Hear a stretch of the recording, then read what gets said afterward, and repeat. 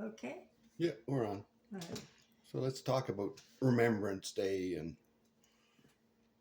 The vets. the vets and Yeah.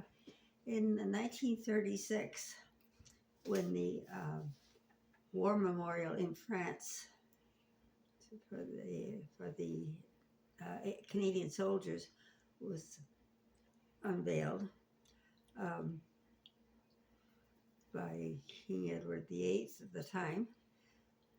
My father was working for Eaton's company in Toronto as a printer in their printing department, and he, of course, would have liked to see his parents again before they died. So he arranged for us to go to on the Vimy pilgrimage, they called it, and it was to go to Vimy Ridge where the cenotaph was and see the opening of it. So we went to um, we we left Toronto and we took the train to get to Montreal, and we got on a boat there.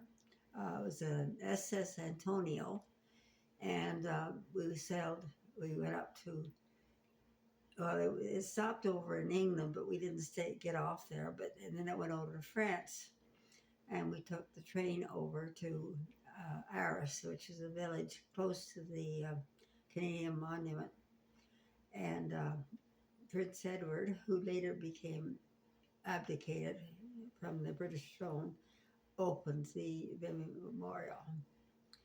And I was only 8, and the French people there, where we stayed in Arras in the hotel there, they thought this little blonde girl was very cute because all their kids had black hair because they're French, and so this was quite something for them.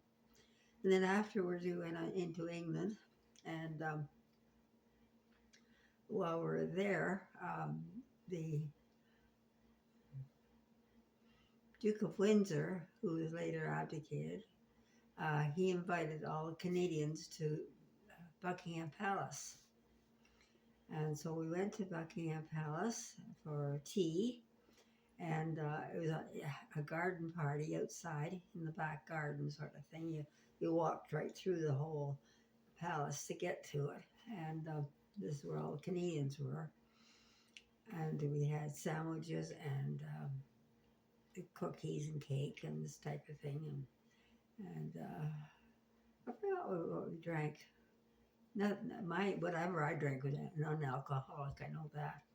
I'm not sure about my parents, and it was an interesting situation where the gardens where they had the party were very beautiful. They went right down to a lake, and which was in the sort of the back garden of the palace. And my brother got separated from us, and we sort of arranged it afterwards. If we got separated, how we would meet outside. So I stayed close to my mother and father, and anyways, we went outside and we stayed there for a long time looking for him, and of course he didn't come out. So then Dad said, "Well, I guess we better go back to the hotel." And when we got to the hotel, here he was in the hotel, and Lady Astor, who was the first member of Parliament, she had paid for his taxi fare to take him home to the hotel because she saw him stranded there. And then we went and visited. We visited my grandmother, and my grandfather, and that was actually my father's stepmother rather. But anyways, we visited them, and Wally and I stayed at my cousin's house, which is about a block away, and I got to know my cousins a little bit there. And then my mother took me down to Gloucestershire, and we stayed in Stroud there, where she had been brought up as a child.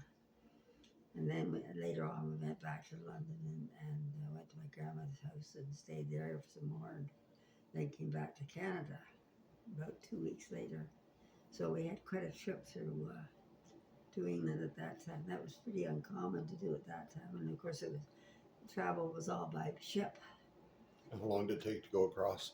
About 7 days, and Did you get seasick? I didn't. My mother did once. I was okay. I felt seasick once, but I was okay. I didn't get seasick. We slept in cabins, which were my mother and I slept together, and my brother and my father slept together in the same bunk in the same stateroom. And this is how they transported. We were about 3 decks down. I think we're D or something like that, C or D. And below that deck was the immigrants who were coming to, when they coming back. It was the immigrants coming to Canada from Slovenia, I think it was, where they would be. And they all sat together at their home table, and they talked a different language, of course, to us.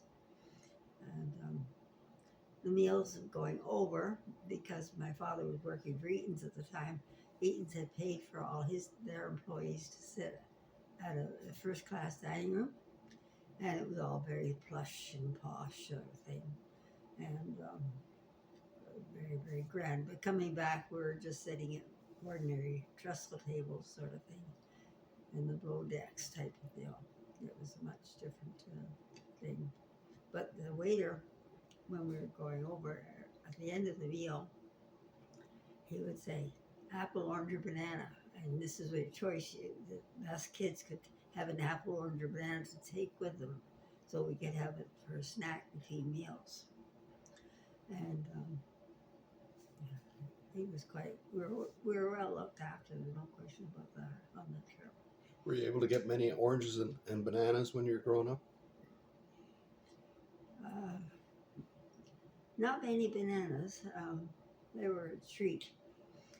Oranges, my mother loved oranges, so we did have those a fair bit, but we didn't have orange juice every day. It was a treat to get an orange. And it would be cut in half, so you get it, and then in quarters, so you'd have a quarter of an orange to eat. That was a special treat.